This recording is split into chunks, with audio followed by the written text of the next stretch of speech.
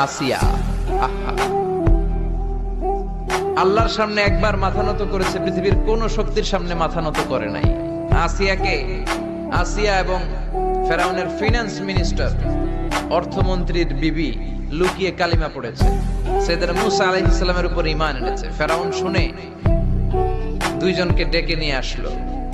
অর্থমন্ত্রীর বউয়ের সাথে দুধের বাচ্চা, বলল দুইজন নাকি ঈমান এনেছো লুকিয়ে লুকিয়ে, এক আল্লাহরে ছাড়ো, আমি ফেরাউনরে সেজদা দাও। এরা বলল জীবন যাবে কিন্তু ঈমান যাবে না, জীবন দিব কিন্তু ঈমান দিব।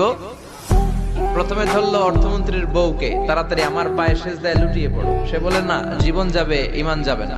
বললো তাই নাকি, দেখি তোমার ঈমানের কত পাওয়ার। জল্লাদরে বলল কড়াইয়ের ভেতরে আগুন গরম করো, তৈল গরম করো, দুধের বাচ্চাটারে টেনে নিয়ে তেলের মধ্যে ছেড়ে দাও।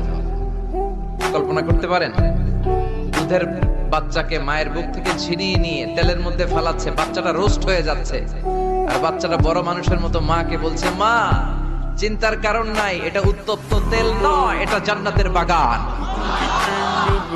ভয় নাই মা, তুমি চলে আসো, তুমিও লাফিয়ে পড়ো, শাহাদাতের পেয়ালা থেকে মিষ্টি সুধা পান করো। মহিলার ঈমান আরো বেড়ে গেল। সে বলল আমি, জীবন যাবে ঈমান যাবে। ফেরাউন বলল তোর ঈমান কত আমি দেখে নেব। এই মহিলাটাকেও উত্তপ্ত তেলের মধ্যে ছেড়ে দেয়। বাকি রইল ফেরাউনের বউ আসিয়া। আসিয়ারে ফেরাউন বলল, আসিয়া এক আল্লাহর ইবাদত ছাড়ো, আমারে সেজদা দাও। আসিয়ারও এক কথা, জীবন দিব ঈমান দিব। ফেরাউন বলে, আসিয়া তোরে উলঙ্গ করব, বউ হয়েছিস, আই ডোন্ট কেয়ার। হাজার হাজার মানুষের সামনে নিজের বউকে উলঙ্গ করলো।